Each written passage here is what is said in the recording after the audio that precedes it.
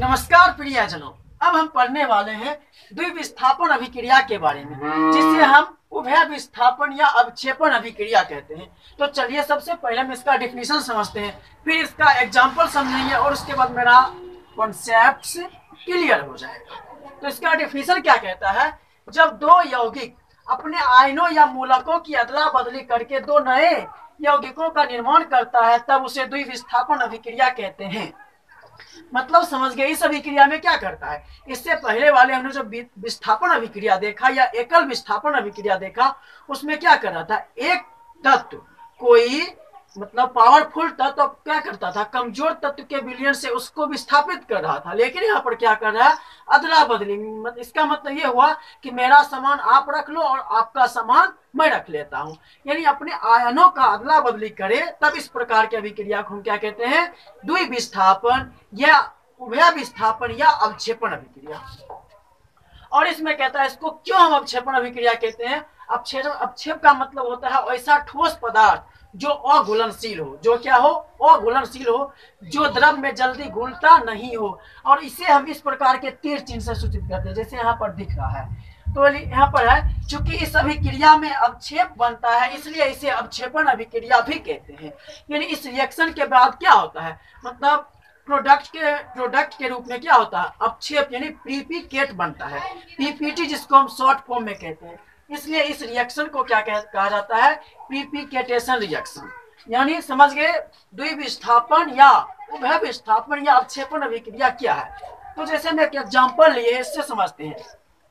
जैसे यहाँ पर Na2SO4 है एक्वस फॉर्म में और BaCl2 है यानी बेरियम क्लोराइड एक्वस फॉर्म में। यहाँ पर आप देखिएगा गौर से, तो SO4 और Cl2 का अदला बदली हो रहा है। Na के पास जो SO4 आयन था, SO4 2 माइनस आयन था और इसका 2Cl माइनस आयन था, दोनों अदला बदली हो गया। इसके पास यहाँ पर हमने BaSO4 लिख दिया, हाँ चलिए ठीक है। इसके पास जो Cl था, इसके बदले SO4 दे दिया और SO4 के बदले Cl ले लिया। तो यहाँ पर क्या हो रहा? दोनों अपने आयनों का एक दूसरे से अदला बदली कर रहा है। इसलिए इस अभिक्रिया को हम क्या कहते हैं? द्विविस्थापन या उभय विस्थापन। जैसे और एग्जांपल हम लेते हैं, जैसे AgNO3 एक्वस फॉर्म में होगा, उसी प्रकार से AgNO3 NaCl यहाँ पर बनेगा AgCl। आप देखिएगा गौर से, और NaNO3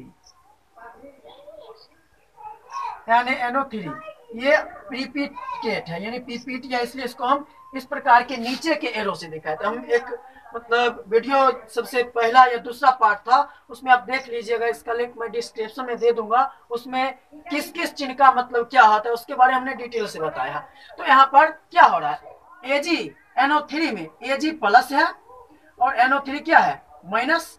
इसमें Na प्लस और Cl क्या है? माइनस। यहाँ पर दोनों एक दूसरे में आयनों का अदला बदली कर रहा है, यानी Ag के पास NO3 है, उसके बदले Cl ले लिया और Cl के बदले Ag मतलब NO3 ले लिया। यहाँ पर क्या बना रहा है? ये दोनों मिलकर AgNO3 था तो AgCl बना लिया, और ये NaCl था तो NaNO3 बना लिया है। तो समझ गए आप द्विविस्थापन अभिक्रिया क्या होता है? विस्थापन अभिक्रिया में सिर्फ क्या होता है? एक तत्व दूसरे तत्व को विस्थापित करता है, अपितु द्विविस्थापन अभिक्रिया में दोनों परमाणु दोनों अणु एक दूसरे से आयनों का अदला बदली करता है। अर्थात मेरा सामान आपके पास और आपका सामान मेरे पास, दोनों ही अपने सामानों का क्या करेंगे? अदला बदली करेंगे। इसलिए इसे हम क्या कहते हैं? द्विविस्थापन अभिक्रिया, डबल डिस्प्लेसमेंट रिएक्शन यानी उभय विस्थापन।